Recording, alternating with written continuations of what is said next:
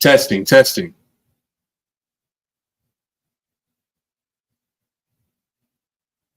Testing, testing. Okay, there we go. All right, Shalom, Israel. Shalom, Yabashim Yashai Brakatham to the brothers. Shalom, Yahawashim Bashim Yashai to the sisters. We at the Isupk Israelite School in Universal and Practical Knowledge, sought out of 1 West 125th Street, Harlem, New York, under Commander General Yohana. And we are not affiliated with any other Hebrew Israelite group. Today, we're going to be going over the book of Genesis. We're actually going to be finishing up. We're finally getting through Genesis, y'all. Genesis chapter 50, verse 14. And now we are entering into Exodus. Exodus 2 and 14. 49 verses in the Hebrew, 7 verses in the Hebrew, and then we give the breakdown. So like this 1 second. If you haven't already, please like, share, and subscribe. With that being said, Mijim, just me up here.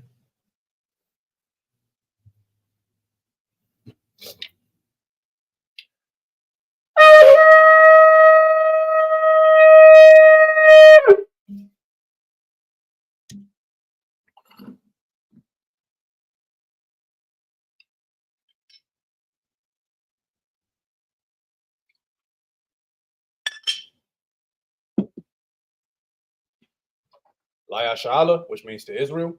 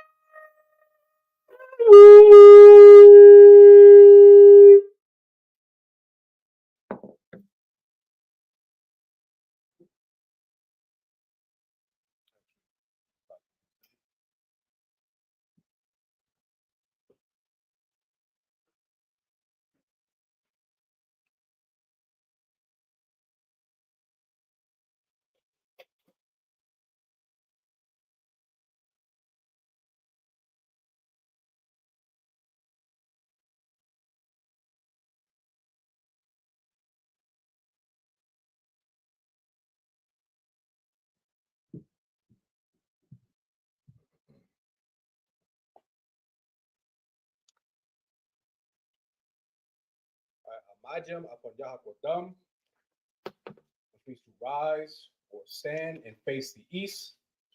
We're going over the Lord's Prayer in the Hebrew. It's the Lord's Prayer, Abanawa, Shabbat Shemayim, Kodash, Hayah, Shemka, Yahweh, Malakavka, Taba'ah, Barzaka, Hayah, Aisha, Baradaza, Kawa, Hayah, Mashamayim, Nathanawa, Lokam, Ko, Yawam, Wasalaknawa, Kawathnawa, Kasalaknawa, Kawathinawa, Bala'ah, Tabayanawa, Mansaiwan, Abal, Habshainawa, Mayan, Rai, Kaya, Laka, Hamalakwa, Ba'ala, Watapara, Laulamium, Aman. Now in the English, Our Father, which art in heaven, hallowed be thy name, Yahweh, thy kingdom come, thy will be done in earth, in earth as it is in heaven. Give us this day our daily bread, and forgive us our debts as we forgive our debtors. And lead us not into temptation, but deliver us from evil. For thine is the kingdom, and the power, and the glory, forever. So be it. Amen. This is Hakak, which is the power in the Hebrew. Yahweh, Ba'ashem, Yahushai, Babakasha, Athamlanawa, Hakah, Hakah, Ba'ah, Kal Makalah, Wakal Marawa, Hakah, Atahar, Hamad Zarayim, Hakah, La Aquayim, Hamathium, Hakah, Arakawath, Atamala, Garshun, Ba'ashem, Yahushai, for water, Aman. Now in the English, Yahweh, in the name of Yahushai, please give us the power to heal all manner of sickness and all manner of disease, the power to cleanse the lepers, the power to raise the dead, the power against unclean spirits, to cast them out in the name of Yahushai. Thank you, so be it. This is bless Israel in the Hebrew. Yahweh, Ba'ashem, Yahushai, Barak Lanawa, Wa'asha'ala, Waha, Bayath Soparium, Barak, Ba'ashem, Yahushai, for water, Aman. What we just said was, Lord, in the name of Yahushai, bless us and Israel and the school in the name of Yahushai. Thank you, so be it. Psalms 121 in the Hebrew, Asha'ah, Ayinya, All, Ahoyim, Mayan, Yaba'ah, Azoya, Azoya, Ma'aim, Yahweh, Aisha, Shemayim, Baradaza, Ayatan, Mawat, Wagalka, All Yanawam, Shemarka, Anah, La'ah, Yanawam, Wala'ah, Yashun, Shamar, Yasha'ala, Yahweh, Shemarka, Yahweh, Tizalka, Al Yad, Yunka, Yawamam, Hashamash, La'ah, Yakaka, Wayarak, La'ala, Yahweh, Yashmarka, Makal, Rai, Yashamar, Afna Pashka, Yahweh, Yashamar, Tazafka, Oboafka, Maitha, I will. Now in the English. I will lift up my eyes to the hills. From whence cometh my help? My help cometh from the Lord, which made heaven and earth. He will not suffer thy foot to be moved. He that keepeth thee will not slumber. Behold, he that keepeth Israel shall neither slumber nor sleep. The Lord is thy keeper. The Lord is thy shade upon thy right hand. The sun shall not smite thee by day, nor the moon by night. The Lord shall preserve thee from all evil. He shall preserve thy soul. The Lord shall preserve thy going out and thy coming in from this time forth and even forevermore. This is Psalms 83 in the Hebrew.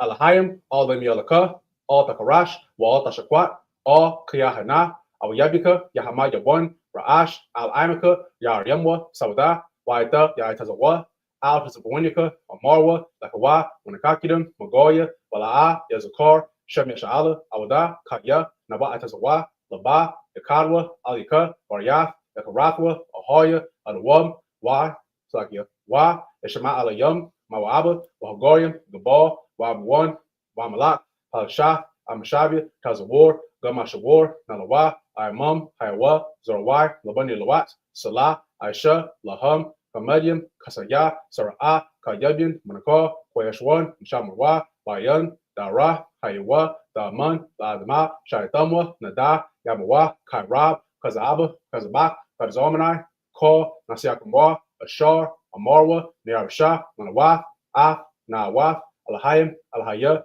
Shaitamwa, Kagogala, Kakwash, Lapanya, Raka'ah, Ka'ash, Tabaira, Yaira, Wakalahaba, Falahat, Haryam, Kun, Taradama, Masairaka, Obasa, Wapavka, Tabahalam, Mala'ah, Panihum, Kwalawan, Wayabakwashwa, Shamka, Yahawa, Yabashwa, Wayabaldwa, Salagya, Waya Bahalwa, Adiai, Wayakaparwa, Wayabadwa, Wayadaiwa, Kaya, Atha, Shemka, Yahweh, Labadka, Aliwan, Alcohol, Ratazah. Psalms 83 in the English. Keep not thy silence, O God.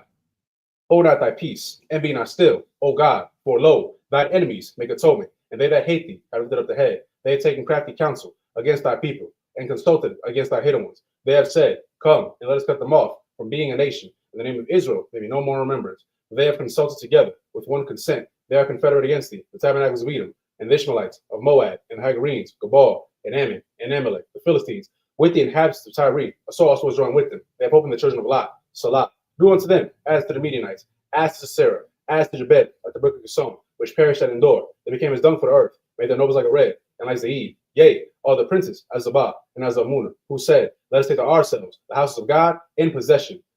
Oh my God, make them like a whip, as a stubble before the wind, as a fire burneth the wood, and its flames set the mountains on fire. So persecute them with thy tempest, and make them afraid with thy storm. Fill their faces with shame, that they may seek thy name. O Lord, let them be confounded and troubled forever. Yea, let them be put to shame and perish, that men may know that thou, whose name alone is Yahweh, art the most high over all the earth. This is the blessings in the Hebrew. Barak Yahweh, Wayah Shai, Wamyaka Allah, Wa'alahayim, Madazab Ya'ah, Alawap Yahana, Ha'alawapim, Hasabanyam, Hakadazayoyin, Hakayayoyin, Wahawathian, Yahweh, Ba'ashen, Yahushai, for water, Amun. Now in the English. Blessed Yahweh, and Yahushai, and Michael, and the angels, commanding General Yahana, the generals, the captains, the officers, the troopers, and the sisters, Yahweh, in the name of Yahushai. Thank you. So be it.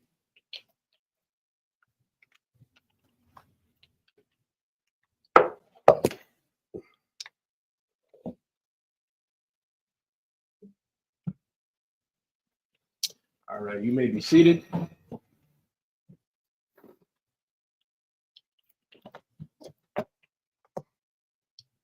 Give me 1 second.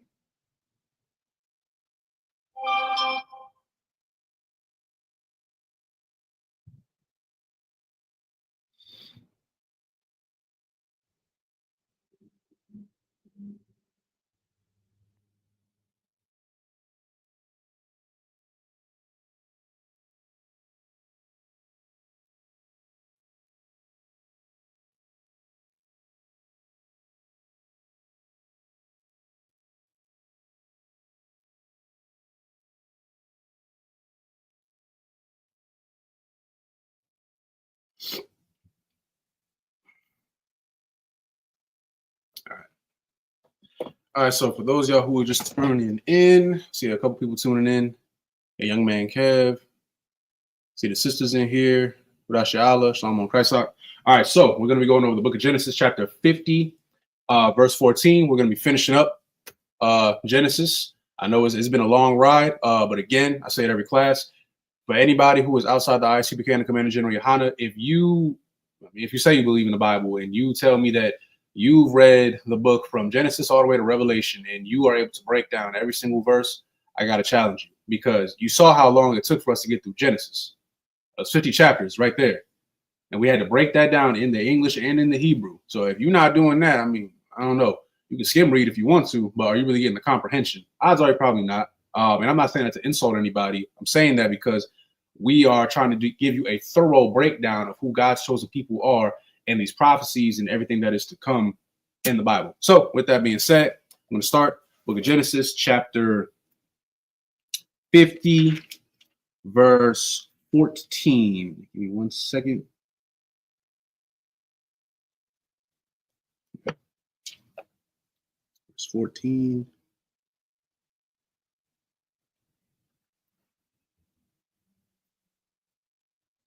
Okay.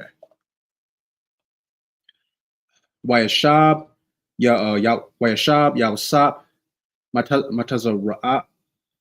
Matazarayim, Aya, Akayan, Akayan. I have to turn that down. Hey, the water. Matazarayim, Aya, Akayan, Yabal, Alahayim, Afya, Lakwa Bar, Af, Amayan, Abayan, Afaraya, or Akaraya, Kwabaraya, Abaya, Waya Raya, Akya, Yabsap, Kaya, Math, Abayam, Waya Marai, Laya, Yasha Slakia, Yasha Sam Naya, Yabsap,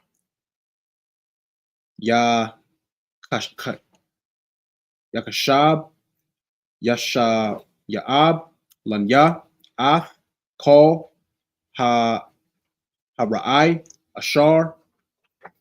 And you can just put it, yeah. Sorry, let me just move this out of the way.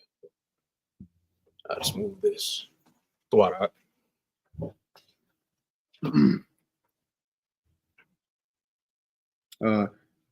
Yashayab, Lanya, Af, Kol, Harai, Ashar, Gamala, Ga, Malanya, Afya, Wayataza Ya'a, All, Wa Yabsap, Lamar, Abayan, Taza'a, Tazia'a, Lapunya, Mayatha'a, Lamar, Ka'a, Thamara'a, Layawasap, Anya, Shah. Let's see, Na'a, Pashai, Akaya, Yakasa'am,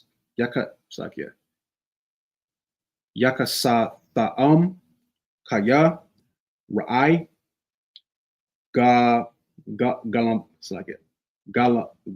Mala'un, Ya'itha, Shah, Na'a,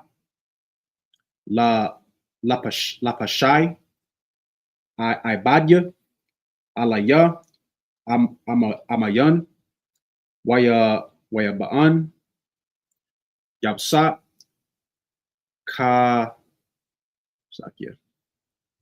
Kada Kara'am, Alya, Waya Labaya, Gum, Akaya, Waya Pala'a, La Punya, Waya Mar, Ha Hana Naya, La'an, La'ai Ba Dayum, La'ai Bad Yum, Waya Mar, Alahayam, Yausa, O, Thaya Ra'a, Ka'a, Hatha Hatha Ka'ath, Alahayam, Anya, let's see, Watha'um, what's like, yeah, Watha'um, Kasha Bathum, Aliyah, Ra'ai, Alahayam, Kashabya, Kashab, Salakia, La Saba'a, Lamai, Aisha, Kaya'um, Haza'a, Laha Kaya'ath, Aim, Ra'ab, Ra'aitha, O, Tha Ra'ai, Salakia, Thara'a, Salakia, Hanya Ba'or, Abala Ka'or, Atha Kum, Ya'ath,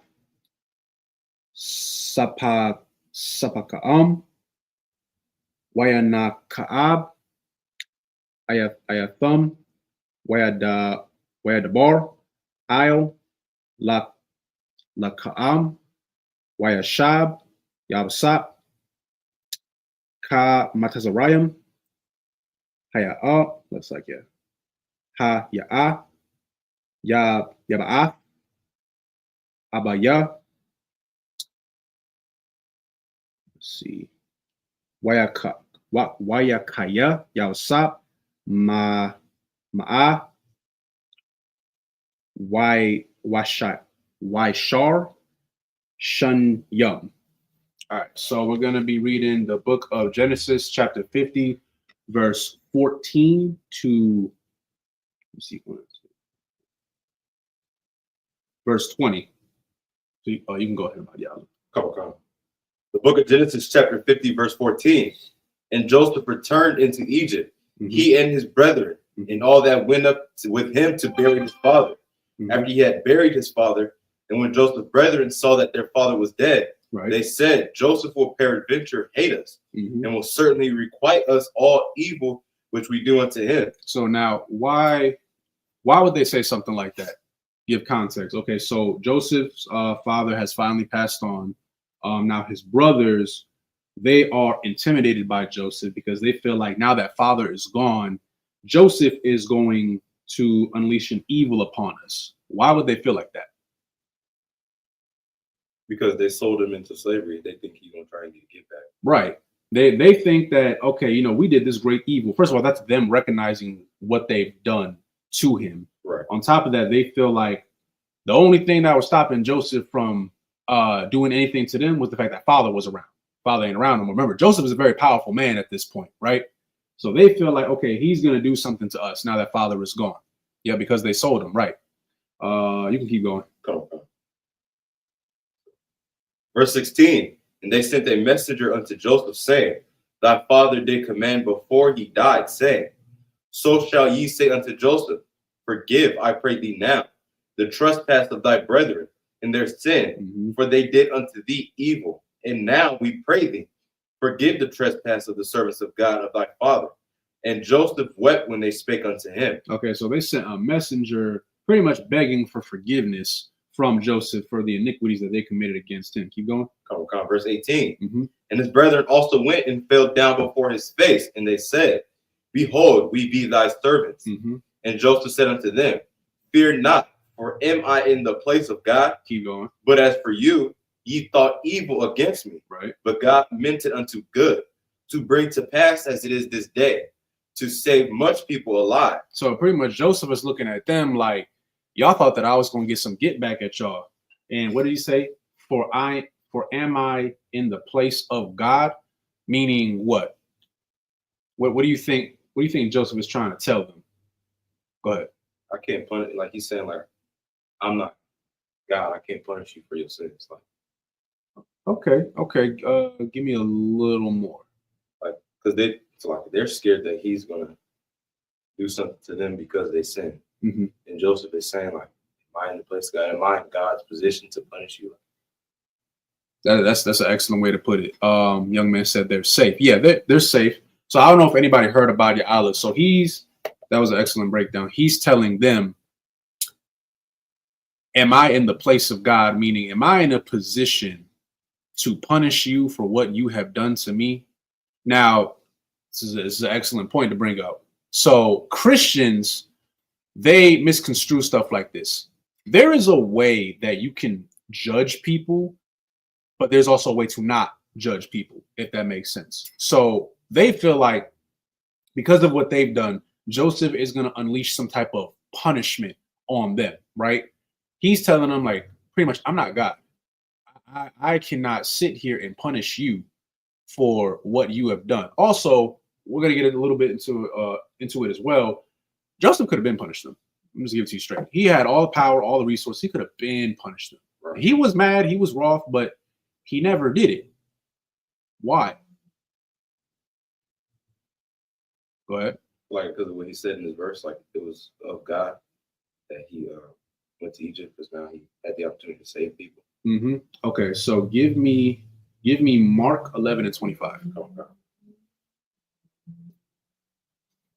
I'm gonna have you get two precepts. That's gonna be the first one. Mark 11:25.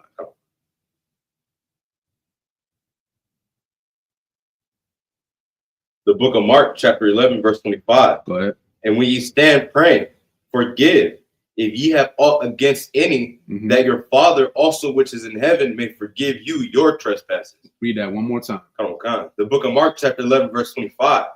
And when ye stand praying, forgive if ye have aught against any, that your Father also which is in heaven may forgive you your trespasses. Forgive you for your trespasses. So key word, forgive. I went over this a few classes ago. He forgave his brothers. Probably a hard thing to do because what they did, I mean, that was messed up, right? But he forgave his brothers. There was something at the end of that precept that you brought out, right? He forgave his brothers. Why? Go ahead. So that the Lord will forgive him. So that the Lord will forgive him, right? Go to, one more precept for you. Give me Matthew 18:21.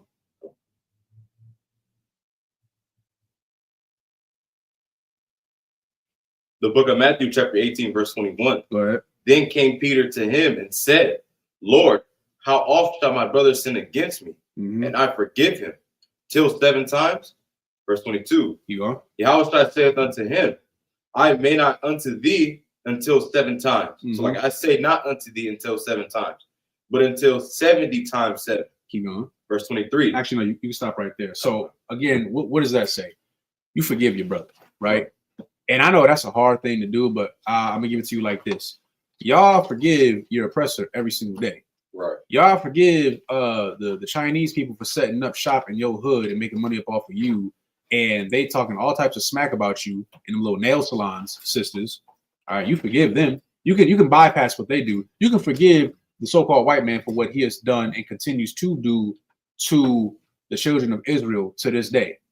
You can forgive them for putting your ancestors in slavery. You can forgive them for shooting you dead in the street because of police brutality. You can forgive them for putting drugs up in your neighborhood. You can forgive them for abducting Black and Latino women and selling them off into the sex trade.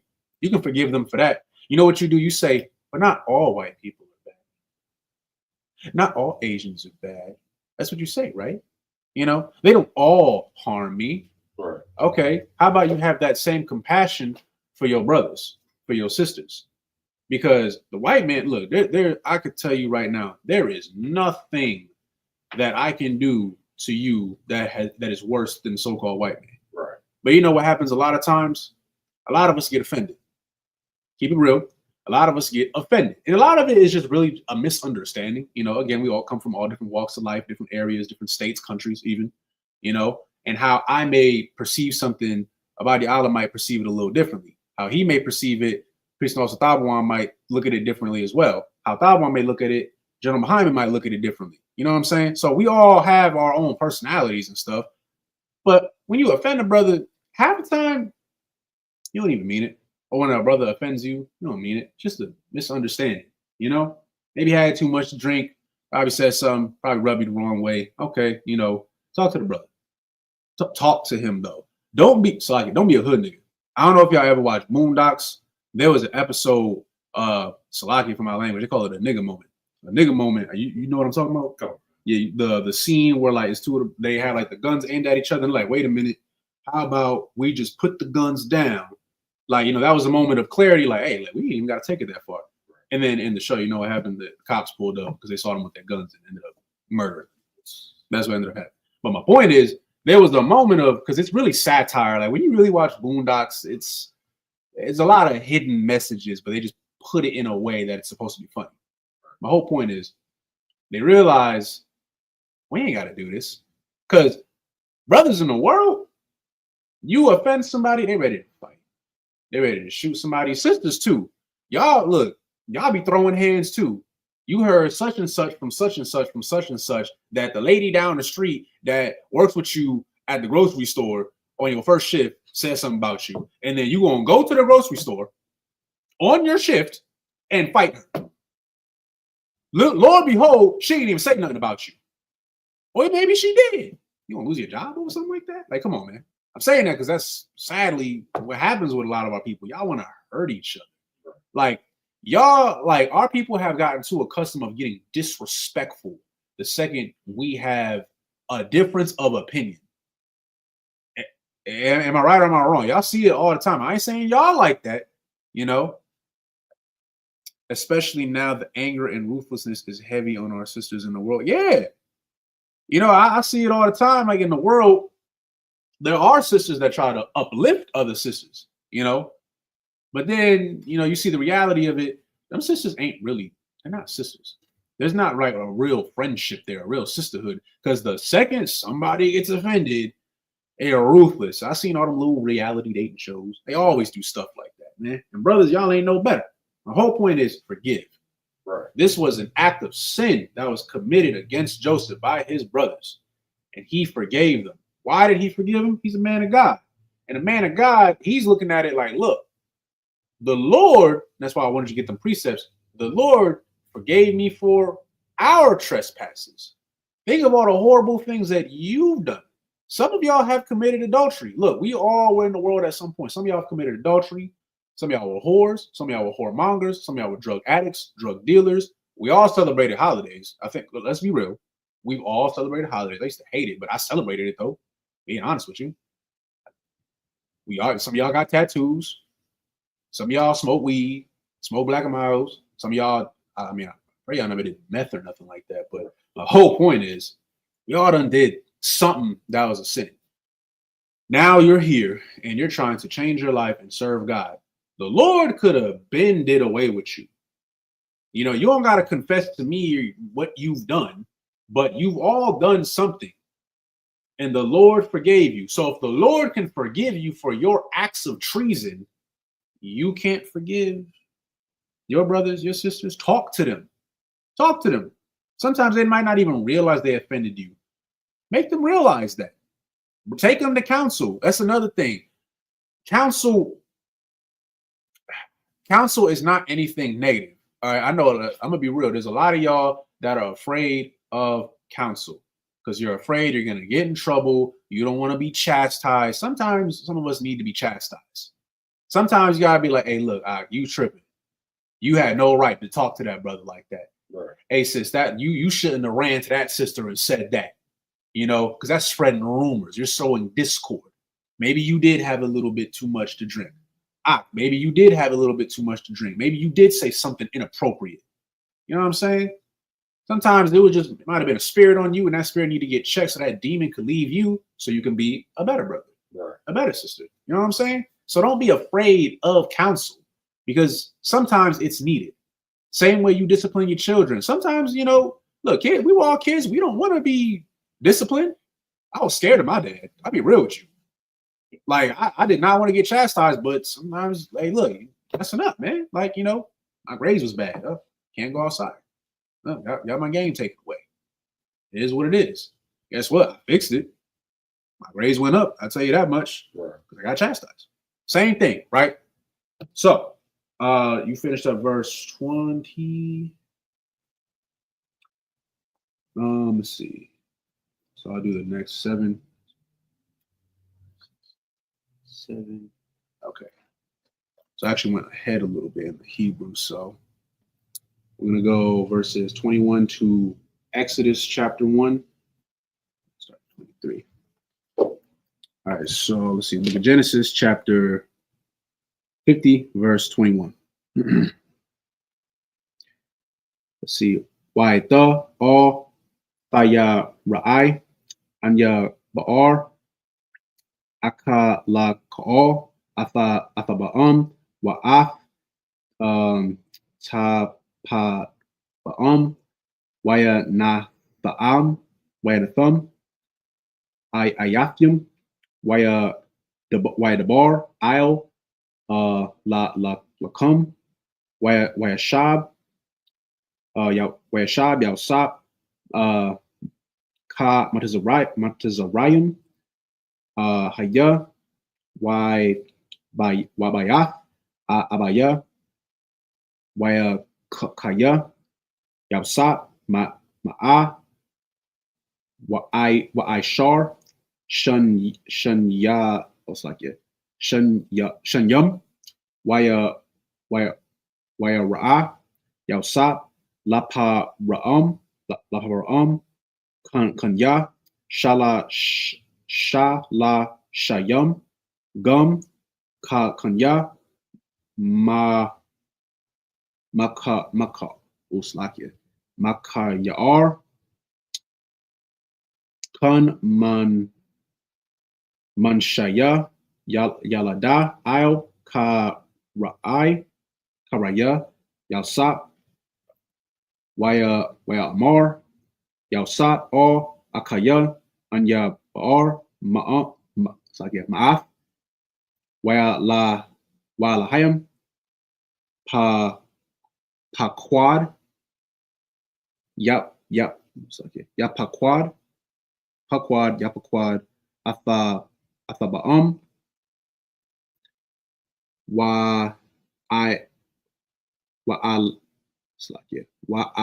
La'a Athabum Ma'az Harai Haza'ath all Harai Ashar Nasha Ba'ai La Bara'ath La Bara'am La Layataza Tha'ak Wa Laya Wala I Quab Maya Shab Ba'ai Yalsap Af Banya Yasharala La Amar Quad Waya Quad Alahayim Atha Ba'am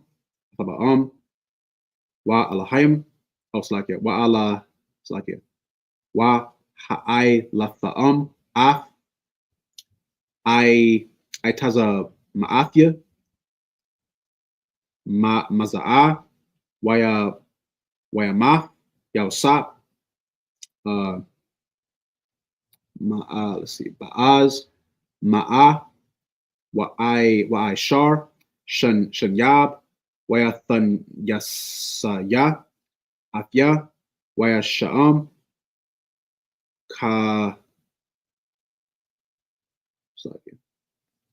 Kara'an Ba Matazrayim. All right, last verse, Exodus 1:1. Let's see. Wa'ai La'a Sham Yaf Kanya Washa'ala Haba Ya'am Matazarayim Af Ya'ai Quab Ayash. It's like Ayash Ya Bayafia Kaya. All right. So we're going to go to Genesis chapter 50, verse 21. Okay. The book of Genesis, chapter 50, verse 21. Now, therefore, fear ye not. I will nourish you and your little ones. Mm-hmm. And he comforted them and spake kindly unto them. Verse Mm-hmm. 22. And Joseph dwelt in Egypt, he and his father's house. And Joseph lived 110 years. Mm-hmm. And Joseph saw Ephraim's children of the third generation, the children also of Machir, Mm-hmm. the son of Manasseh, were brought up upon Joseph's knees. And Joseph said unto his brethren, I die, and God will surely visit you, and bring you out of this land unto the land which he swore to Abraham, to Isaac, and to Jacob. Mm-hmm. And Joseph took an oath of the children of Israel, saying, God will surely visit you, and ye shall carry up my bones from hence. Mm-hmm. So Joseph died, being 110 years old, and then they embalmed him, Mm-hmm. and he was put in a coffin in Egypt. Right. The book of Exodus, chapter 1, verse 1. Now these are the names of the children of Israel which came into Egypt. Every man in his household came with Jacob. Okay, so you stop there. So now we are entering into Exodus. So just so everybody is caught up to speed, all of the children of Israel, all the tribes, we are now currently in Egypt. Jacob, he has passed, and now Joseph has passed. All right, so this will be the book of Genesis, chapter. I'm sorry, see, I can't say that no more. The book of Exodus, chapter 1, 7, verses 2 to 8. All right, so book of Exodus, chapter 1, verse 2. Let's see. Ra'aban, Shemaiwan, Lawa, Yahawada, Yashashabar. Oh, it's like Yashakar, Slakia. Zabalawan, Ban Yaban Yumyan, Dan, Yana Pathalaya, Gad, Washar, Yahweh, All, Napash, Yatazah, Ra'ad. Let's see. Yaiquab, Shaba'ayam, Napash, Wayasap, Aya, Matazarayam, Waya Ma'af, Yasap, Yabal, Athia, Yabal, Hadar, Hahaya, Banya, Yasha'ala, Para'ah, Waya Sharatazah, Waya Raba'ah, Waya I Taza Maya, Ma'ad. Let's see, Ma'ad, Yatha Mala'ah, Hara'ai, Athum. Last verse. Waya Quab, Mala'an, Kadash. It's like a Quadash. No, Kadash. It's like it. Isle, Matazarayam, Ashar, La'ah, Wadai, Ath, Yawsap. All right. You can start from verse 2. Okay. The book of Exodus, chapter 1, verse 2. Mm-hmm. Reuben, Simeon, Levi, and Judah, Issachar, Zebulun, and Benjamin, Dan and Naphtali, Gad and Asher. Verse 5, all the souls that came out of the loins of Jacob were 70 souls. Mm-hmm. For Joseph was in Egypt already. So, okay, it says the loins of Jacob were 70 souls, for Joseph was in Egypt already. So again, people got to remember a small detail here. We were the last nation that was made. So we're small. We're small compared to a lot of other nations. I remember I had to break this down a while ago. Now it is a sin for a man to be with a woman who is of another nation. Doesn't care. I don't care what her skin color is. A woman of another nation, meaning the tribe, right? People often get this misconception why, well, if it's a sin, why was it allowed back then? The reason why it was allowed back then was because, I mean, I'm gonna just be frank with you, it would have been incest. Like there was no one else to be with. Like you are of your father's house. We understand this. That's why even now you should not do this. But if you do, as a brother, if you do have sex with a woman who is not of your nation and you have children with her, yeah, those children are of your nation. They're still Israel, but the Lord does not want that anymore, especially nowadays because it causes confusion. And odds are you're probably going to be worshiping other gods. You can read all about Solomon, right?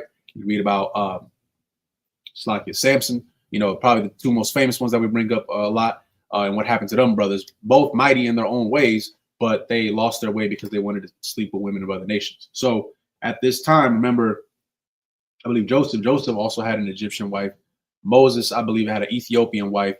King David, again, shouldn't have did this, but he had some Canaanite wives. Judah's fourth mother actually is a Canaanite woman. So the reason why I'm bringing these up is because, of course, you're still going to have those people that are going to try to combat you, especially more of the southern tribes, because we usually have a darker complexion. And of course, they've taken us from Africa and stuff. So they think, oh, well, you guys are Hamitic, obviously, because you're from there. And if you take a DNA test, it's going to say this. The truth is, our foremother is a Hamite. Like, I don't know what to tell you. Like, it doesn't really change anything because our forefather still Judah, Benjamin, Levi, still the same. I just want to get you caught up to speed throughout history of why things have happened the way they have happened. Now, again, this is not allowed anymore, just so everybody is clear. And sisters especially, you damn sure don't get with a man from another nation, because that child, that's going to be your baby, but that's not your people. And now I know for sisters, that's definitely going to be hard because, I mean, you done carried the baby or babies sometimes for 9 months. You nurtured them. That's your child. It's always going to be your children. Sadly, they are not Israel. You might be, but they're not, though. It's like you go ahead. Come on. Verse 5. And all the souls that came out of the loins of Jacob were 70 souls, for Joseph was in Egypt already. Verse 6, and Joseph died, and all his brethren and all that generation. Verse 7, and the children of Israel were fruitful and increased abundantly, and multiplied and waxed exceeding mighty. Right. And the land was filled with them. So now remember, we were a small nation once upon a time ago, but now, just like today, now we're growing. We're growing and we're growing and we're growing. Now we are slowly becoming a very mighty nation, right? But we're still in Egypt. Keep that in mind. You can go to verse 8. Oh, God. Verse 8. Now there arose up a new king over Egypt, which knew not Joseph. Okay, so I'm going to get into it in a second. So now there's a king. There's a new king, just like how there's, new president, whatever. The king before him knew Joseph. Joseph served him. So even though, he was an Egyptian man, he kind of favored Joseph. That's why he was so kind to him and he gave him so much power. And with that power that he did have, he used that to help out his people, to help out his brothers, his father, and the rest of his family. Now in comes a new king. Joseph is gone. Keep that in mind. This king does not know Joseph. He don't give a damn about Joseph. So this king, he's going to do something that I want y'all to all pay attention to. So let me see real quick. So I'm going to go Genesis chapter 1, verse 9 through 15.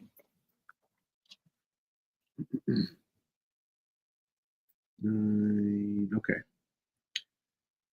All right, Book of Exodus chapter 1, verse 9. Yahweh Mar all I am Yah Hanya I'm Kanya Ya Yasha'ala Ra'ab Wa'ai Taza Wa'am Ma Manya Haba'a Nathaka Ba'a Laya Pun Wa'ar Ba'am Yahweh Kaya Thakwara Thaparanaya, Malaka Ma'a. Let's see. Hanya, oh, it's like yeah. Yana Yasap Gum Haya Hay Saki Ha Ya A I'll Shun Ya Shun Ya Ya Yana La Kayum Kanya Ya I La Ma'az Ha Ra'ai Waya Sha Ramya Alya Shara'ai Ma Sayum Lama Ein Thaya Kasa Balathaam Waya Bun Ira Ma what's like Mata Kan Ya'af Laparai Af Pathum Wa'ai what's like Ya'af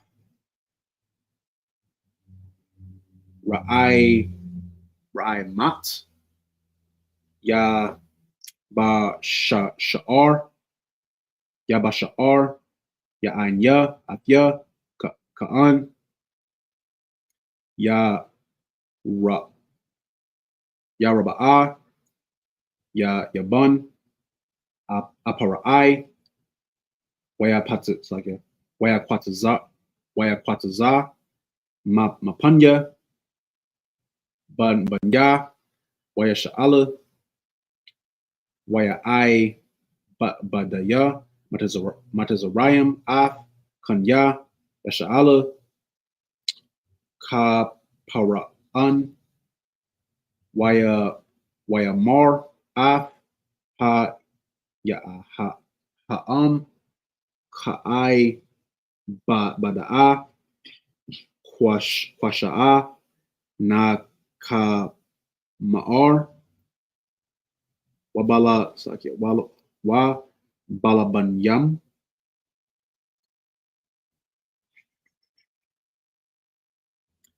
Ya Yakabo I Abadya Kashabya Af Ka'al I Bad Datha'am Ashar Ibadya Kaha'am Kapara'an, last verse, Waya Amar Al-Yun Matazarayam Lama La Maya La Da'af Ha'ai Barayaf Ashar Sham Hatha'an Sha Para'a Waya Sham Sha Hashan Yaf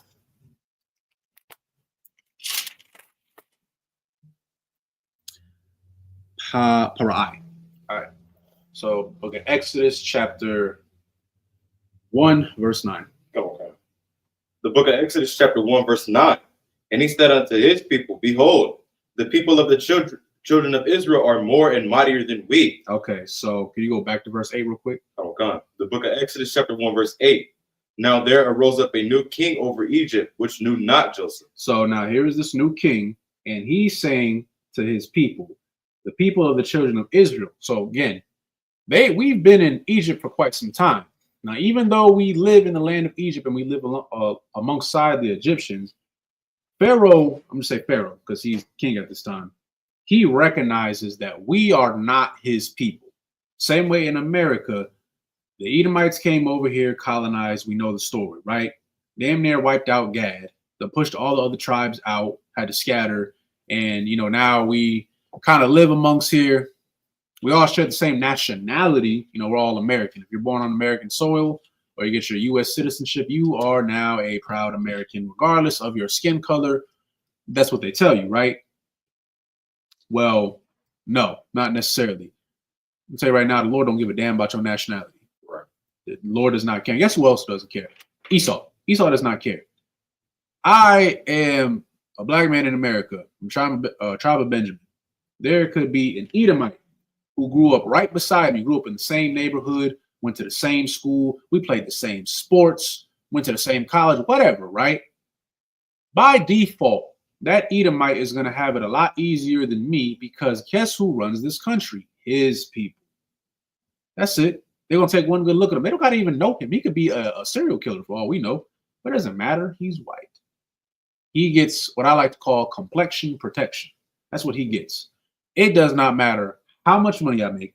It does not matter how many degrees I have. It does not matter how many certifications I have, how big my house is, how big my family is, how nice my car is. It does not matter. I'm still going to be viewed as a nigger. That's what's going to happen. You don't believe me? I don't watch basketball like that, but I remember this happened like a few years ago. It was LeBron, and they went. Somebody somehow got to his house and painted nigga on the side of his house. But this is LeBron James, right? Very successful man, very famous basketball player. Everybody love LeBron. White people love LeBron, right? So why does he still have to be reminded of what he is? Right. Why does he still have to be put down? As successful as he is, because in this country and in any country, it doesn't matter where you go, until we run our nation, we are always going to be looked at as an outcast. Doesn't matter if you're born there or not, right? So Pharaoh, I'm just calling him Pharaoh, he recognizes this. Yeah, these children of Israel, yeah, they've been living here. Those ain't my people though. And I was telling his people. Go ahead, go to verse 10. Okay. The book of Exodus chapter 1, verse 10. Come on, let us deal wisely with them. Say that again. Come on, let us deal wisely with them. Let us deal wisely with them. Go ahead. Lest they multiply, and it come to pass that when there falleth out any war, they join also unto our enemies and fight against us, and so get them up out of the land. Verse 11. You can stop right there. Give me, actually, you don't even gotta give it to me. I'm gonna read it right here. So the prayers that we go over every Sabbath service, right? I'm gonna go back to one of them, Psalms 83, right? I'm gonna go to verse 2. For lo, thine enemies make atonement, and they that hate thee have lifted up their head. They have taken crafty counsel against thy people and consulted against thy hidden ones. You see that, right? There's a reason that, look, there's a reason why we say that every single time. And it's in the Bible for a reason. They have conspired against us. This is the beginning of the Egyptians conspiring against the children of Israel. And what was his reasoning? Afraid. Right. Fear. That's what it is. I'm gonna call it an inferiority complex. You know, you got little man syndrome. That's what you got. You got little man syndrome. There is something about other nations when they see us, they get nervous. I actually seen something the other day. It was a video. Somebody was pretty much explaining this black person. They went to a bar and there was a white lady there. And you know, you can get a little drunk, you know, you get a little bit more loose. You know, you start saying things that you might not normally say or might not feel comfortable saying when you're sober. So this person's having this conversation with this white woman, and they somehow get on the topic of, you know, like, why are white people so worried about what black people do? The white woman straight up says, I don't know what it is, but like, when we see black people having a good time, we kind of get nervous. And they're looking at them like, nervous? Black people having a good time makes you nervous? Yeah, I don't really know how to explain it. It's something ingrained in us. Like, we just don't like it. They don't elaborate, but I can elaborate more for you, if you will. You want to know why they hate seeing you have a good time?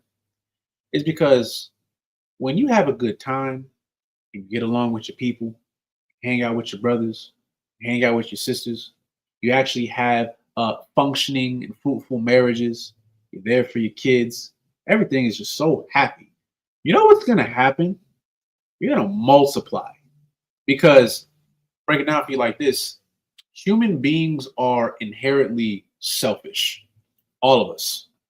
Every single one of us. We're selfish to the point where you want to surround yourself with people who are similar to you. Everyone does that, am I right? White people want to surround themselves with other white people because they are inherently selfish. As the children of Israel, we want to be surrounded with people that are our people, who act like us, who talk like us, who look like us. Everybody on the face of the planet does this. It even goes down to friendships. You want to hang out with people who kind of compliment you in a way, because deep down, inherently, you're selfish. Now, I'm not saying that in a bad way, because we all do it. Every single person does this. The reason why I'm saying this is, you think Esau is any different? He wants to see his people thrive. He wants to see his nation grow. That's what he wants, because he's inherently, well, I mean, Esau real selfish. We know that. So when he sees somebody who's not his people and they're having a good time in a land that he conquered, he tries so hard to mush so-called blacks and Latinos down, keep us all the way down here. And he looking at you like, you dare have a good time? Are you smiling? Are you laughing? No. You're supposed to have anxiety. You're supposed to have a mental disorder. You're supposed to be in jail or dead. How dare you have a good time? It bothers them because it is a threat to their white supremacy. I hope that all makes sense, right? Like an oppressor has to oppress. So when he feels like he's not oppressing you, it's like, oh, I'm not doing my job right. Y'all niggas is having fun. We can't have that. Get them even worse. That's what happens. So the reason why I'm bringing this up is because right here, did we do anything to the Egyptians? No, right? Did it say, are we out here killing people? Are we robbing people? Are we, taking people's wives? Are we Salakia? Are we essaying people? No, we're just there, just minding our business. And I know we've all felt like that. You ever go into a store and you just chilling? Go ahead. So like, I don't know if I may. Go ahead. To me, it's kind of like a bully. Like, there you go. Do nothing to them. Like they just see that you got it better than them, or you doing a little bit. You doing your own thing because they don't got it, or they feel some type of way about it. They got to like put you down. So like, that's how I look at it. Yeah, that's exactly what it is. Yeah, I don't know if anybody heard about the Allah, but he said it's pretty much just a bully. That's all it is. You are unbothered. You ever be like just unbothered? You just chilling. Like I think we've all been through this. You just minding your business and you just enjoying life. And it's like something about that like bothers somebody else. So they gotta mess with you. So bully. And usually bullies, they're not content with themselves. They're insecure. And that's Esau. He's insecure. We know this. You can actually go to you got it, you go to 2nd Ezra 6 and 9. I'm gonna show you why Esau, it's in his spirit. He's insecure. They call it white superiority. No, it's really white inferiority, because they got to keep up this image that we're the top. We're the top. We're the greatest country ever. And then you find out that we're actually not. Go ahead. Okay. The book of 2nd Ezra, chapter 6, verse 9. Go ahead. For Esau is the end of the world. Esau is the end of the world. Keep going. And Jacob is the beginning of it that follow it. So that's a prophecy, right? Esau's days are numbered. He knows that. Right. Why do you think he tried? Like, you ever like see white people? Like, I don't know about y'all. I hate getting up early. I get up early, but I hate getting up early. White people be up at like 3 o'clock in the morning jogging. And I'm like, what are you doing? Like, go to sleep. Ain't you got a job or something? Like, you must be. You definitely not oppressed, because ain't no way my ass is in the house. Unless I got to go to work, I'm on a date with my rib or something, or I got to go grocery shopping. My black behind is in the house. The hell I look like waking up at 3 o'clock in the morning to go jogging? The hell, I'll get a treadmill before I do that. My point being is, they're like restless. They spend billions and billions and billions of dollars to have all these space programs, NASA, to go to outer space. What are you going to outer space for? Right. What? We got Earth right here. Oh, that's right. You're killing the world. I forgot. Yeah, that's right. So now you got to look for life somewhere else. Why do you think you ever like see, I don't know if y'all read up on it, but like why they like try to send all these drones to all these different planets. And they're like, oh, look, Mars is very similar to Earth. You don't know why they're trying to go over there? It's in their spirit. They're trying to run. That's why they up at 3 o'clock in the freaking morning running. That's all they know how to do is run. You're insecure. It's inside of you. You are insecure. And if y'all really don't believe me, see a white American person leave America and try that BS somewhere else. When they were going to Mexico, I don't think they're doing it no more because Isupk checked them. They went to Mexico. They went to the Mexican beaches. First of all, I kid you not. You can look this up yourself if you don't believe me. They complained that the food was too spicy. That's not a joke. I'm so serious. They really complained that the food was too spicy. You're in Mexico, and you're complaining that the food is spicy. White women were complaining that a lot of the men there were not attracted to them because here, you know, the European standard is the standard. So they say, right? So here they're probably used to, oh, everybody wants a white woman. You go to Mexico and no, they want Mexican women. That's what they want, right? You're not the prize anymore.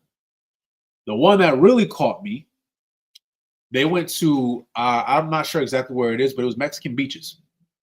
So they call them bandas. It's like a Mexican band pretty much. And they have live music. I think that's pretty cool. You know, you got live music on the beach. That's cool. Well, guess what? White people didn't like that. You are in somebody else's home and you have a problem with their customs. So you want to know what they did? Same thing that they always do. They called the police. They called the police and said, oh, they're making too much noise here. And you want to know what the police did? Because they forgot the police, they're also Mexican. So the Mexican police got there, and guess what they started doing? They started partying with the band. And I found it absolutely hilarious because that right there, that's that insecurity. Right. They need to feel like they are in control of everything. Right. And when they're not in control, they lose control. They don't know what to do. Another concept is, y'all ever, I had to learn this myself. You ever like just walk down the street and it'd be a white person? Now, I was always taught to be, you know, polite. So if I feel like I'm in somebody's way, most of the time I might, oh, you know, excuse me, you know, walk out the way or whatever. Then I realized, somebody pointed out, they're like, you ever realize like a lot of white people don't do that? They just walk. Like it's like they expect you to get out of their way. So what I did, I started not saying excuse me, and I stopped moving out of the way. And then I done shoulder checked a few white people, and they looking at me crazy, like, excuse me. I'm like, yeah, you're excused. Not to be an a-hole, but again, you in your mind, oh, it's like in their mind, they believe I'm better than you. You are inferior to me. You should move out of my way. Right. You should say, excuse me, because I'm better. But then you don't do it, and it's like something misfires in their head. Like, what the hell? The slave didn't move. What's going on? That's really what they think. That's what's going on right here. So the reason why I'm bringing all this stuff up, so I can be so long-winded, is because right here you're seeing it. Go ahead. It's like, if I may one more time, it's like that the book of Esther, Haman and Malachi. Yep. When the brother didn't bow down to him, they're so shocked because you know. Exactly. Yeah. No, that's an excellent point. So there's many times throughout the Bible you're going to see that, and today it's like you didn't bow down to me. I don't like that because an oppressor has to oppress. Right. That's their whole thing. So when they can't bully you, it's like something's wrong. They don't like that. So again, right here we're reading. We was chilling. We wasn't bothering nobody, but he did not like. He was like, hey, there's too many of them. A little too happy over there. It's too many. You know, I fear that if we ever go to war, they're going to side with our enemies. Why would we side with your enemies? We've been chilling here for all this time. If we wanted to fight you, we would have been fought you. Right. You see? Slakia, you can, where we at? You can read verse 10 one more time about the show. Come on. The book of Exodus chapter 1 verse 10. Mm-hmm. Come, let us deal wisely with them, lest they multiply and it come to pass, that when there falleth out any war, they join also unto our enemies, right, and fight against us, and so get them up out of the land. Right, keep going. Verse 11. Therefore they did set over them taskmasters to afflict them with their burden. You see, oppression, taskmasters, pretty much. You know what? We got to make sure that they ain't getting too happy. send somebody to go mess with them real quick. Make sure they don't get too heavy. Make sure they don't get enough food. Make sure, put it to you like this, put drugs in their neighborhoods. Right. Give them poor quality food. We gonna have 100% juice. You gonna have Hawaiian punch that'll never get cold. That's what you gonna get. That juice don't. That's not even juice. First of all, that stuff don't never get cold, ever. Right? We're gonna give you this toxic food with all this different dyes and food coloring. We're gonna give you dirty water, contaminated water. We're gonna make it to where I found this out not that long ago. In most I'm gonna say Black and Latino neighborhoods, or the hood, if you will. You ever peep like there's not as many trees? Y'all ever understood why?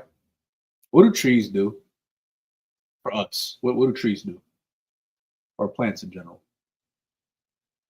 What you got? They make oxygen for us. They make oxygen for us. So if you have less trees, that's what you have less of. Less oxygen. You have less oxygen, or you have poor air quality. I found out that's actually a real thing. They did that on purpose. It also controls the climate too. When there's more trees, the temperature goes down. It's cooler. When there's less trees, it's hotter. So now you're living in an area that's hotter, and you have less air quality, or poor air quality. Slack. The water's bad. The food's bad. You have limited resources. The education is freaking horrible. They done destroyed your family dynamic.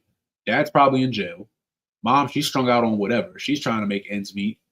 She's probably prostituting herself. I'm gonna be honest with you, because sadly that was a very big thing. I think I can't even say it was a very big thing. It is still a very big thing. Why? Because she's trying to make money by any means necessary to provide for her family, because there ain't no man around. Or she might let a man around. Turns out that he's a freaking pedophile. He's touching your kids, right? Now your kid's growing up destroyed. Your daughter's destroyed. She's gonna end up just like you. Your son didn't have a proper father figure growing up. Now he's emotional as hell, and he's tired of seeing his mom struggle. So now he's trying to make ends meet by doing something illegal. Then he goes to jail, or he's shot, or he ends up getting a girl pregnant, and then guess what? Same dynamic. Y'all get it, man. Like, we all seen it before, right? This is what happens, right? This is what Pharaoh is doing, or starting to do, to the children of Israel in the ghetto, right? Couldn't just leave us alone. Had to mess with us. Right. It's like, you go ahead. Okay. Verse 12. Like in verse 11, therefore they did set over them taskmasters to afflict them with their burdens. And they built for Pharaoh treasure cities, Pithom and Ramses. Mm-hmm. But the more, it's like in verse 12, but the more they afflicted them, the more they multiplied and grew. Read it one more time. Okay, verse 12. But the more they afflicted them, the more they multiplied and grew. And they were grieved because of the children of Israel. What that sound like? It sounds like slavery, right? You know, like, it was never intended for us to survive. Like when slavery was going on, like their whole thing was they wanted to pretty much use us for all the labor and just hope that we would just die off. And guess what? Didn't happen. They tried to wipe out Native Americans. Right. They really tried, and they almost succeeded. Almost. Gad is still here. Judah is still here. Benjamin is still here. Levi is still here. Haitians are going freaking through it right now on an island that's half theirs, still there, still fighting. All the tribes are still here. Right. As much as they try to like annihilate us and make us extinct, we are still here, right? Because that's just in us. We're just a resilient people, right? You can keep going. Okay. Verse 13, and the Egyptians made the children of Israel to serve with rigor. Verse 14, and they made their lives bitter with hard bondage, right, in mortar and in brick, and in all manner of service in the field. All their services wherein they made them serve was with rigor. Verse 15, and the king of Egypt spake to the Hebrew midwives, of which the name of the one was Shiphrah, and the name of the other was Puah. Verse 16. You can stop right there. We're going to do the next 7 verses. So again, you're seeing the levels of oppression. Reason why I'm highlighting these is because everything that was written aforetime was meant for our learning, right? Also, there's nothing new under the sun. What's happening right here is no different than what has happened and what is happening today. Right. So now Pharaoh is about to do something else that is very similar to what's happened to us now, right? So I'm going to Exodus chapter 1, verse 16. 6, 7. Okay, so we're actually going to finish up chapter 1. So book of Exodus chapter 1, verse 16 to 22. We're going to finish up this chapter. Let's see. Wala bahan madayan shabai shan yatha banaf yatha da balana'a. It's like yatha balana'a ara sawayam lasha kwa ya'af taza'ain. No, it's like a taza'an abayan waya baya harayam waya garashayam waya kwa'am shama masha salakia ya waya sha'ai waya sha'ain waya shak ah tazana'am ya fa bana'a o ra'ai ya'o ama ya'an waya amar adai ma ra'aftan ka'a ha ya'am yatha mara'an ayash matazara'a ha tazalanya ma'an harayam yagam dala'a dala la lanya waya shak af mataza'an waya amar o manya waya'a lama za'a I azabathan af ayash kwa ra'an laya waya ball lakam waya o masha lashabath af maya ma'a sakya af ha ayash waya thun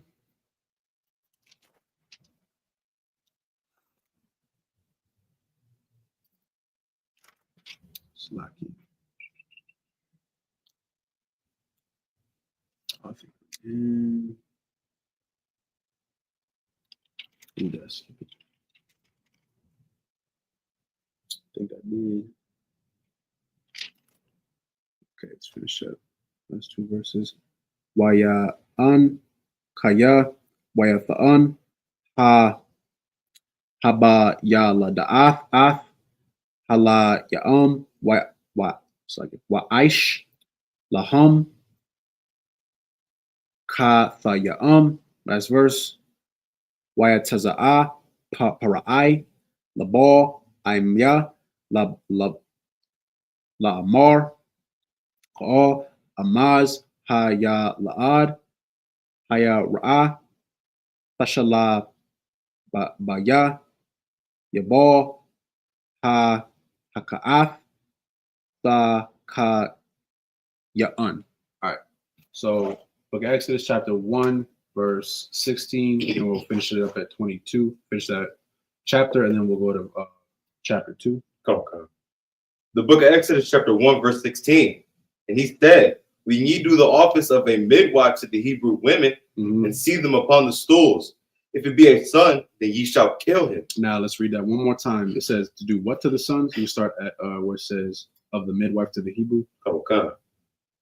When ye do the office of a midwife to the Hebrew women, right, and see them upon the stools, right, if it be a son, then ye shall kill him. So if it be a son, so he's telling them, look, if these Hebrew women, if they have a son, you're gonna kill them, right? Keep going. Come on. But if it be a daughter, then she shall live. Now, here's the interesting thing, right? You would think usually, if you want to annihilate a race, right, or anything, you'd want to kill off both the men and the women, right? Why do you think they're saying kill off the sons, but keep the daughters alive? Why do you think that is? Why not just get rid of us all? Because it's the men who carry the seed, the genetic line. Yeah, it's the men that carry the seed. So even back then, they knew, like, look, the man, like, them boys are gonna grow into men one day. And guess what? If they have kids, even if it's with an Egyptian woman, that child is going to be an Israelite. We can't have that. So we're gonna cut them off. However, you know what we are gonna do? We're gonna keep the women alive. We'll keep the women. And then you see that a lot throughout war. Like if you read like a lot about war, like one that I like to bring up a lot. These are not our people, but it was the Tasmanian people. I want to say it was in Australia. Could be wrong, but I want to say it was in Australia. My point is the same tactics that they did with us, they did it with them, right? Sadly, the thing is with them, they succeeded. Like there's no, like whatever they were, the Tasmanian people, they are extinct. They don't exist anymore. You want to know why? They went there, they killed off all the men, they kept all the women alive. You want to know what they did? They kept, I can't say the word, but they kept sexually assaulting them. And of course, their children came out. And you want to know what they did? They killed off all the boys again, only wanted to keep the girls. And they kept doing this until eventually they like bled the melanin out of them. Like they're all white now. Like none of them look the way they used to because they can still carry on their lineage through the woman as long as there's no men around, right? Also, when you take out the men, you take out pretty much the fighters. You take out the warriors. Same thing throughout slavery. You know, what did? They took us out first. But that's why a lot of days, Salakia, a lot of people don't understand why when it comes to relationships in the Black community, they love to highlight the distress that we go through because it's ingrained. It's really generational trauma. The reason why a lot of Black women in the world do not respect Black men is because the white man has completely destroyed the image of the Black man to a T. Like he didn't just kill us. Like he didn't just do that.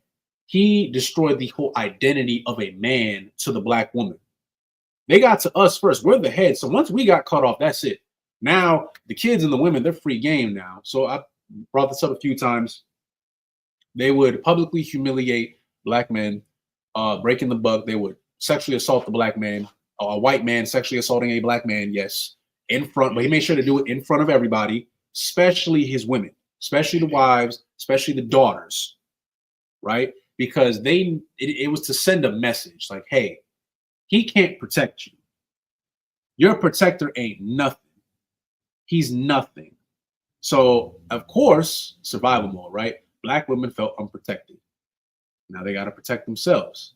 And they kept doing this, right? There was a time, I'm pretty sure a lot of our older brothers and sisters, y'all remember this. I wasn't alive at this time. But there was a time where they had to, pretty much Black women had to hide their man to collect that from Social Security checks, right? The government was literally giving money to our women for not having a man. Now, of course, we're already poor. So, we got to hustle. We got to make sure we get that money, right?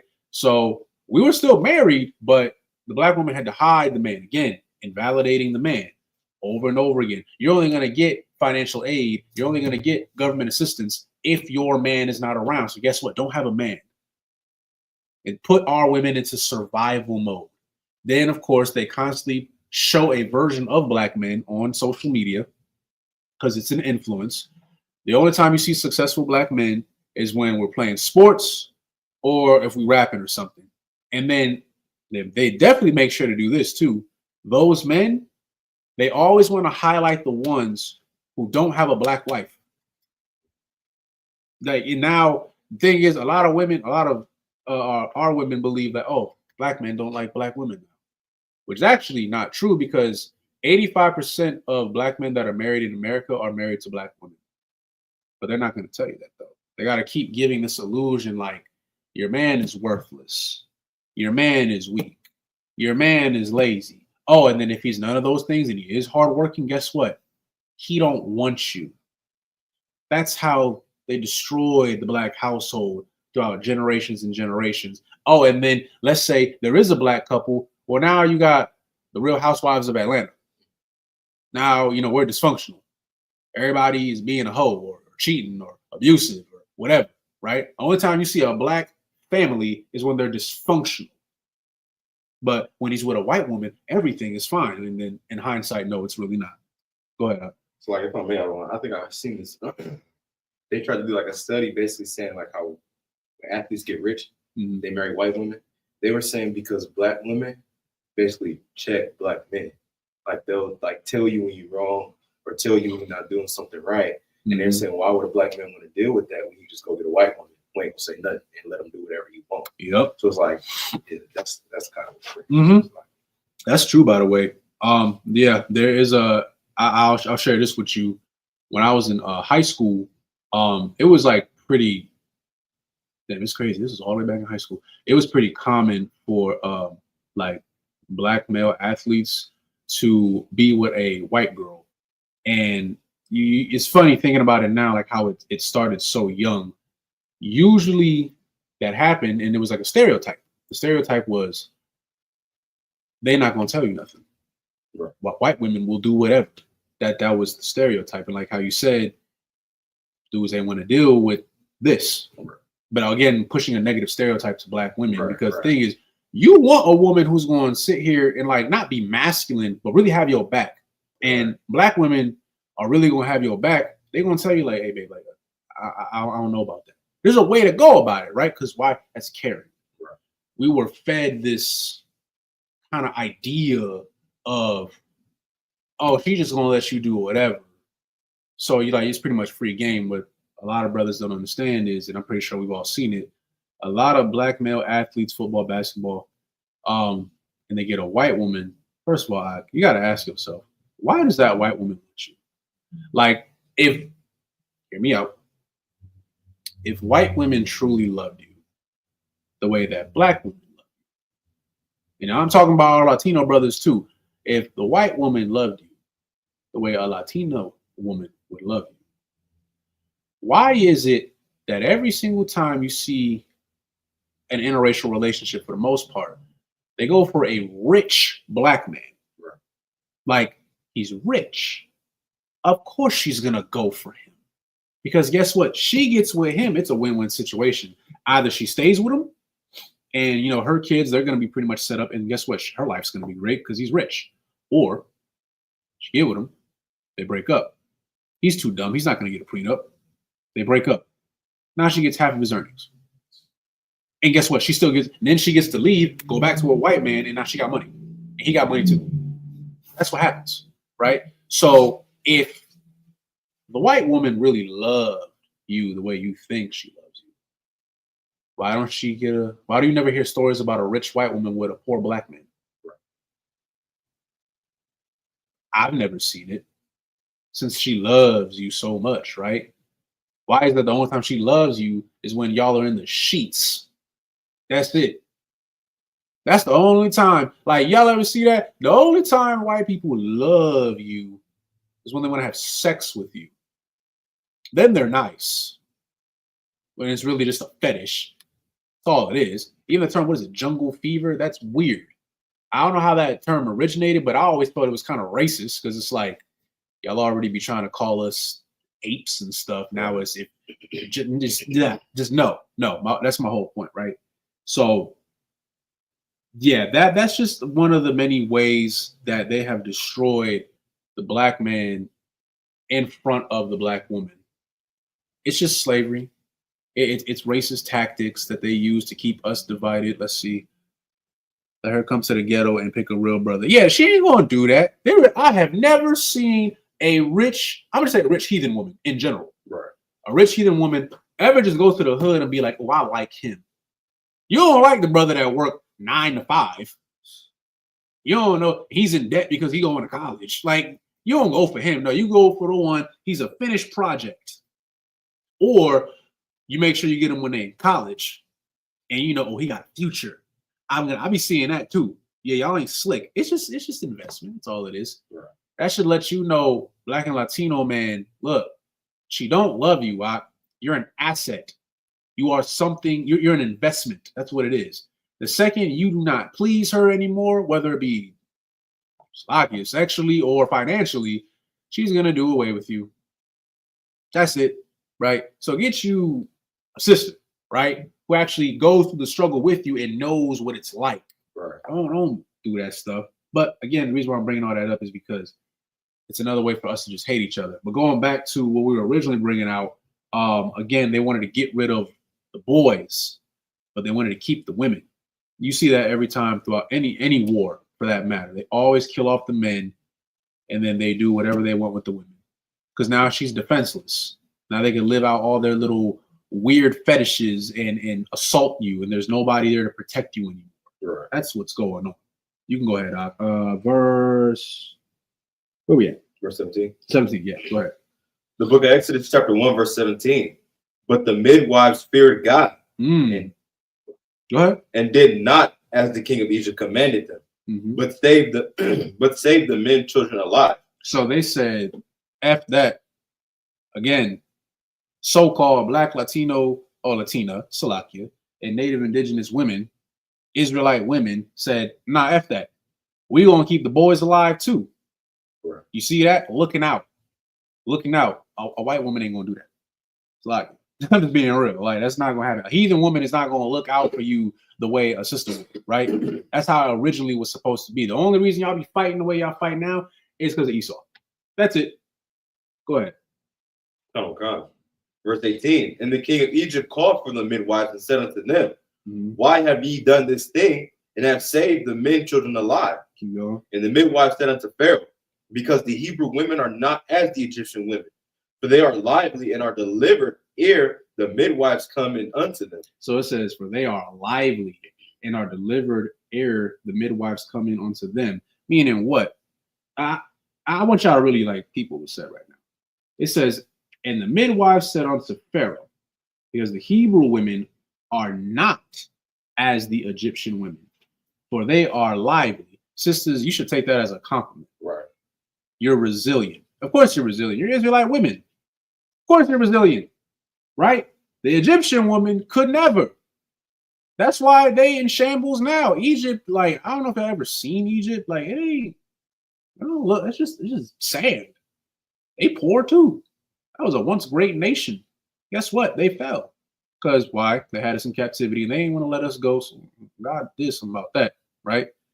Persians and the Medes, they were in charge at one point too. They not either. Right? All these, like, and it's not just them. Like, there's quite a bit of other nations that have, colonized and tried to oppress others. Like, y'all ever realize like why to us they're all Asian, but the Chinese and the Japanese don't like each other? The Japanese, they tried to oppress the Chinese. Chinese wasn't having that, right? Now, these aren't, they aren't God's chosen people or nothing. I just want to make that clear. But my point is, Japan's small now. Like, Japan is like them strips of islands, like, to the side. It's very famous, but have you seen China? China is huge. It houses, I think, 1.4 billion people. America only has 322 million. We're a fraction of their size. You get my point? So I don't know. I don't know what's going on with Ammon and Moab, but I don't know, Ammon lost. But there was a time where they had I forgot all the different countries, Slovakia. I'll have to look into that. But there was a time their area or their territory, Slovakia, was a lot larger than what it is now. Now they're small. Same way Egypt is small now. Nobody give a damn about Egypt no more. Nobody give a damn about the Persians and Medes or the Roman Empire. Nobody cares about that. Even Europe, like, Europe is just Europe. Like, they live their lives and stuff. I've been to Italy. It looked ghetto. It looked ghetto as hell. No, like, for real. They always try to make all these other European countries look good. Europe is ghetto as hell, and they can't drive. And there's like a lot of homeless people out there, especially if you go to like Naples, Italy. No, Rome, trash. It's just a big ass freaking rock. It does not look as cool as they try to make it. The only, I guess you could say, nice place that I've seen was like the Vatican. That was about it. But everywhere else, I'll be real. Like, Naples look like San Bernardino. Like, straight up. And they drive better up here. And the food better too. So I just want you to like keep that in mind, right? All these superpowers that were in charge, they lost their power at some point. So Right. that's why it's again, you got to be vigilant. You got to like don't be a Christian. Don't Christians, they just think that, I can pray to God and all my problems are going to go away. First of all, you're still a sinner, so God don't hear nothing. I don't know what God you're praying to. Right. But they don't like to take action. All right. By you like really serving God, you're taking action because you're not partaking in the sinful activities as everybody else. And I know it might seem small, but think about it. The more of us that don't buy pork, they lose money, or pork-based products.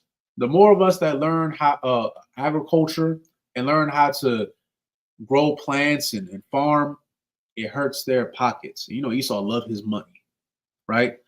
The more of us that actually marry each other, stop chasing white women or Asian women, and a few of you sisters too. I don't know, y'all got a white boy fetish. I've seen some of y'all. I don't know what's going on with that. But my point being is, guess what? You're multiplying.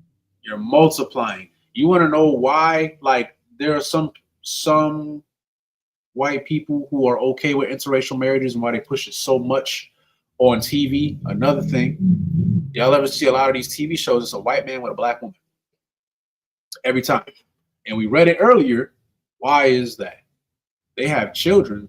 Guess what? That child won't come out a little brown, but that's an Edomite. Right. That's not your people. Like Candace Owens. Candace Owens, like, look, she be saying some stuff that I'm like, no, that's right. You right, but then you go back home and sleep with your Edomite husband and have kids with him.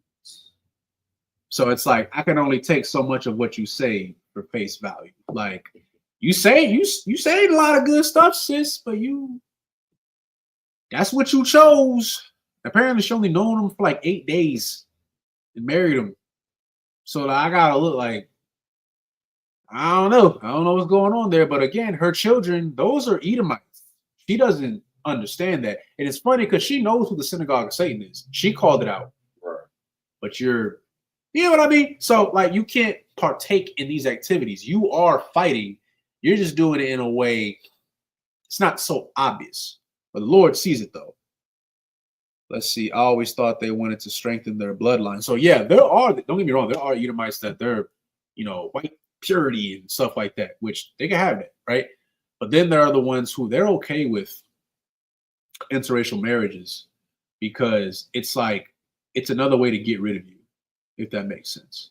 Like, even when it's a black man with a white woman, right? Those children, yeah, they're going to be Israel. But subconsciously, you got to think of it like this. The father is the first man that that the children are going to come in contact with, and so is the mother. So though, let's say they have daughters, black man, white woman, right? They have daughters. They are going to most of the time, they're going to look at their father like, oh, like, this is like the introduction of a man. As they get older, they're going to gauge all the men that they deal with based off how their father is and how he treats them. However, you have sons. Guess who their mom is? It's a white woman or Asian woman or whatever, right? Not a so-called black or Latino woman, right? So subconsciously, not saying that it's always true, there's always outliers, but he is more inclined to choose a woman that kind of resembles his mom. Look at Patrick Mahomes. Like, you look at his kids, they look damn near white. And guess what? It all started with his dad. His dad got with a white woman. Out came Patrick Mahomes, just light-skinned dude, right? But then he also got with a white woman. Now, his children, they're Israel, but it's like most people are not. And then this identity crisis, it's a whole thing, right? Right. So that's why they push interracial marriages so much on social media, because they want that. They want the confusion. They want to get rid of you. They call you half-breeds. That's what they call you, right? But let's see. That's it on that. Where'd you finish up at? Verse 18? Yeah, you can go to verse 18. Okay. Verse 19. Yeah, go ahead. And the midwife said unto Pharaoh, because the Hebrew women are not as the Egyptian women, for they are lively and are delivered ere the midwives come in unto them. Verse 20. Therefore, God dealt well with the midwives, And the people multiplied and waxed very mighty. You see, we're still multiplying. They don't want that. Kind of going over like what I said. Go ahead. Verse 21, and it came to pass, because the midwives feared God, that he made them houses. And Pharaoh charged all his people, saying, every son that is born ye shall cast into the river, and every daughter ye shall save alive. So again, Israelite women served God, feared God, right? And because they feared God and they did not do away with their sons, guess what? Lord saved them. Right. Lord saved their baby boys, and they got to live. But of course, Pharaoh did not like that. He's like, man, nah. You know what? You see one of them boys, throw them in the river, which is about to allude to we're about to get to next, which I'm pretty sure y'all are pretty familiar about what I'm about to talk about. So now I'm going to go to Exodus chapter 2, verses 1 through 7.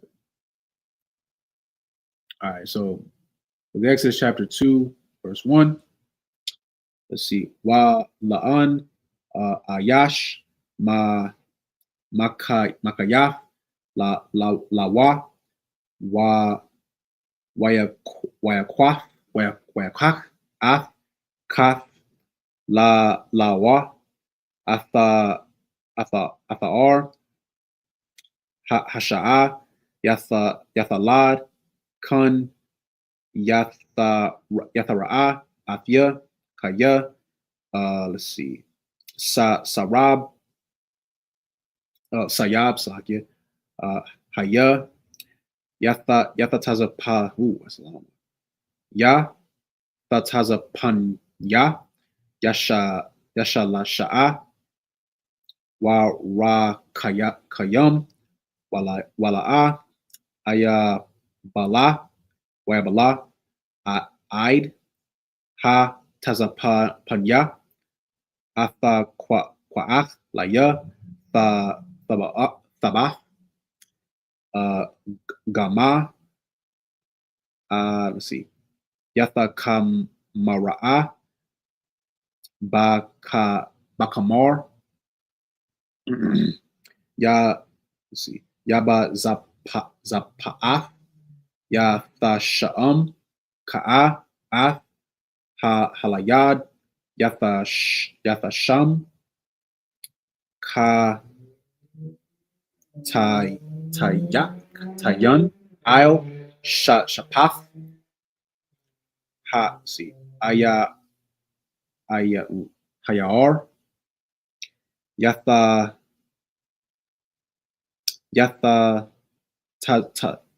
taza'ab akathaya marakwach ladai ma'a ya aisha laya yatharad kaf pa ra'ai la ra ka'ai il hayar wanya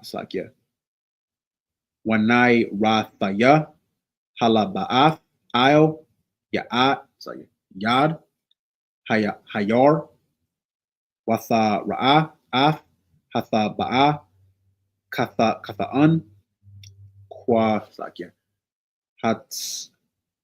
hasa'af sa'an yatha shala'ach af amatha yatha kwa ka'a yatha pathak watha ra'a af hala'ad ya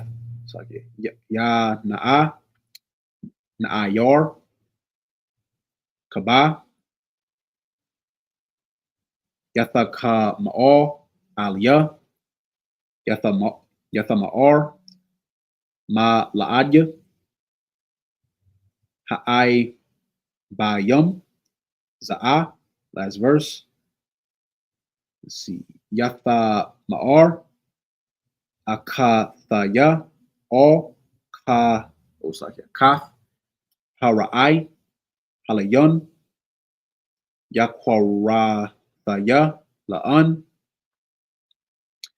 Asha'a, Mayan Kwa'ath, Maza'a.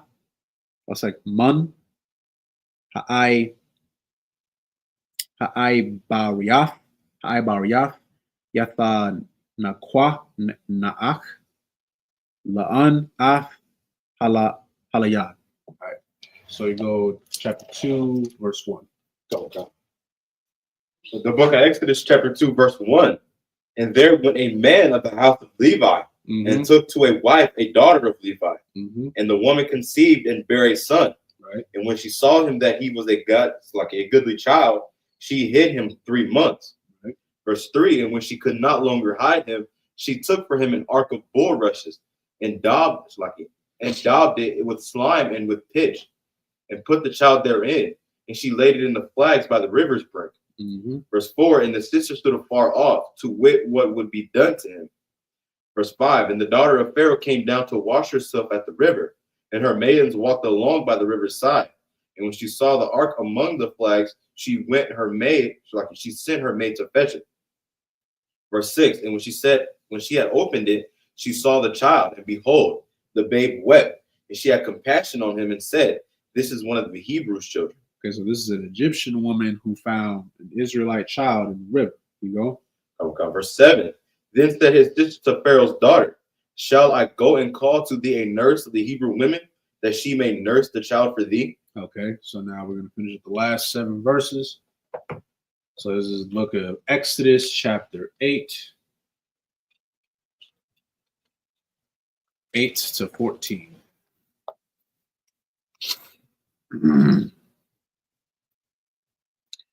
Let's see. Yatha Amar, La'a, Ka'ath, Para'ai, Labaya, Yatha La'an, Ha'ai Lamya, Yatha Kwara'a, Af, Halayad, Yatha Amar, La'a, Ka'ath, Para'ai, Hayala Yabya, Af, Hala'ad, Haza'ah,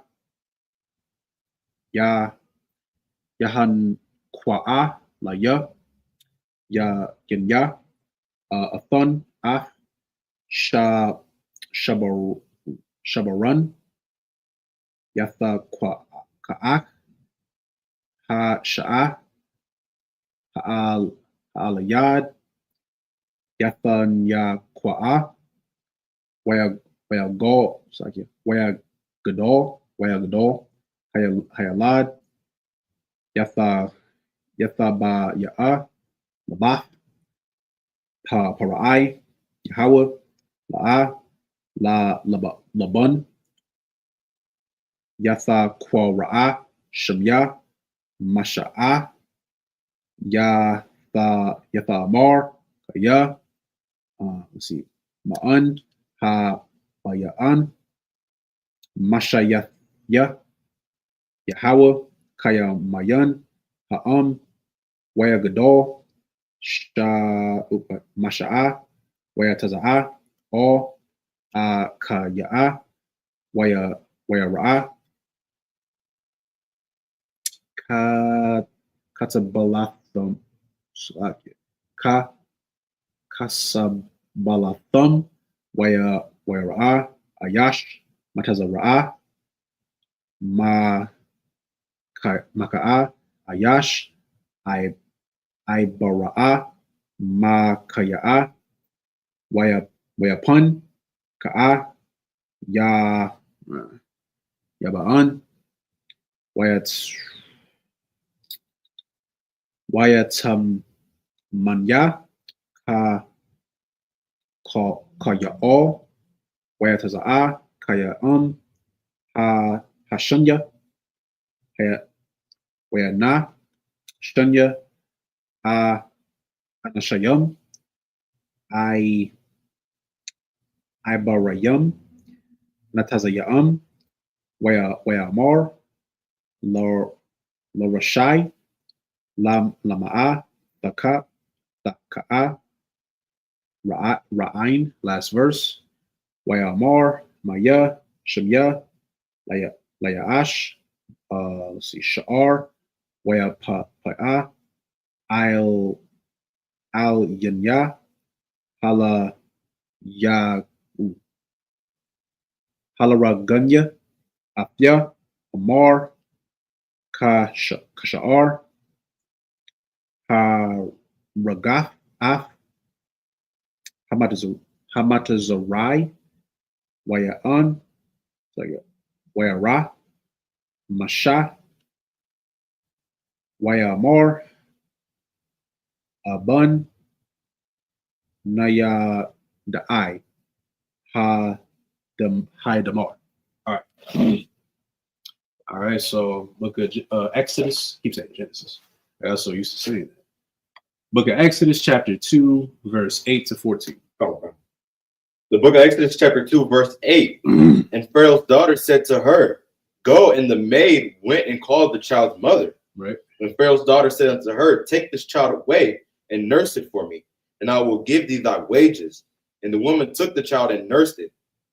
And the child grew, and she brought him unto Pharaoh's daughter. He became her son, and she called his name Moses. So Moses, actually in the Hebrew, let's see, it actually means meaning drawn or drawn out of water.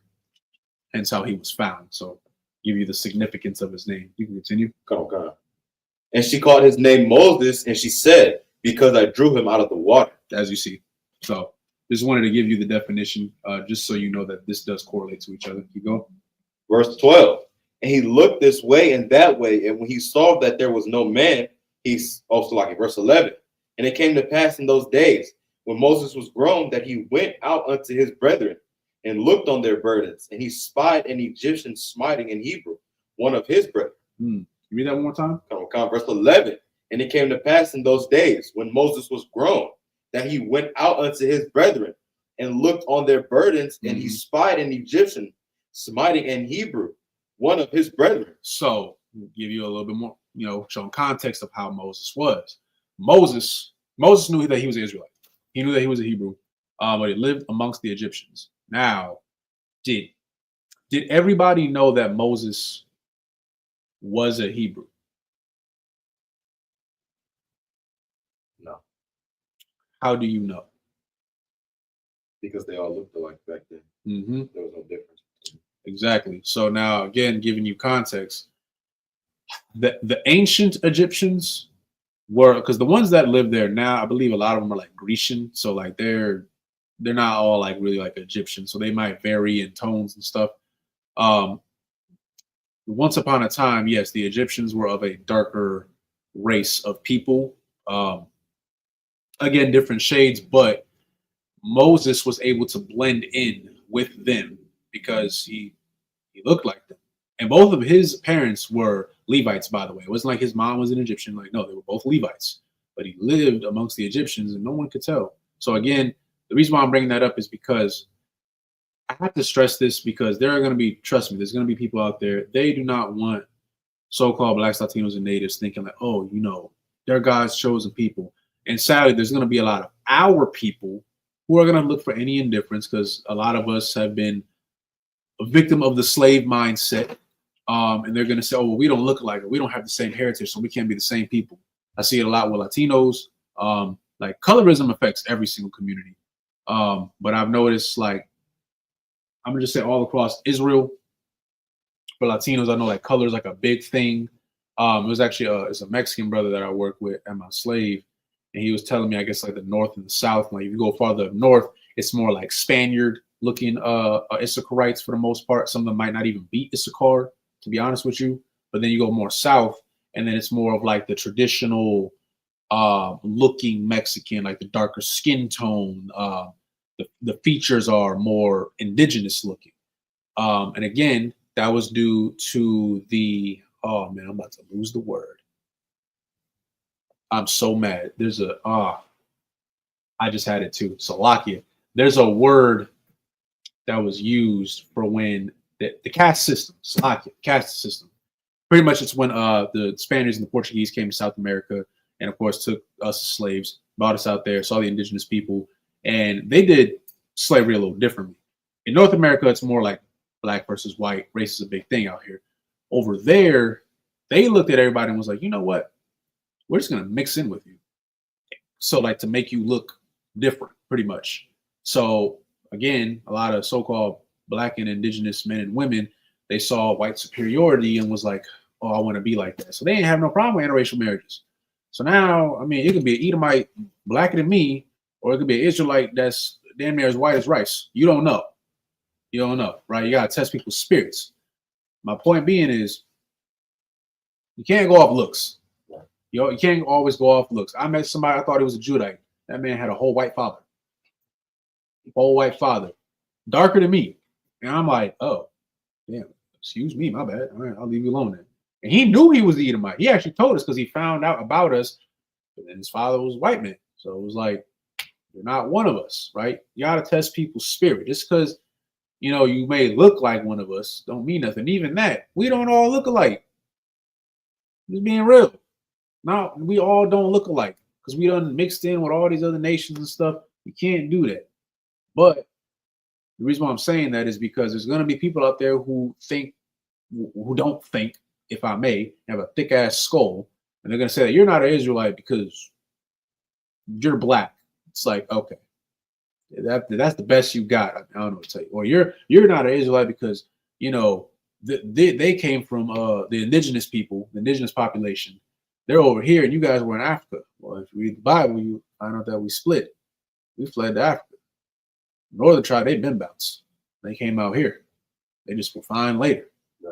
Right? So, yeah, I don't look like a Native American. I know that. Guess what? Those still my brothers. They might not know it, you know, but we can't sit here and have these little petty indifferences because of skin color and phenotypes. That is what the white man put out, again, to cause more confusion because we're in modern day Babylon.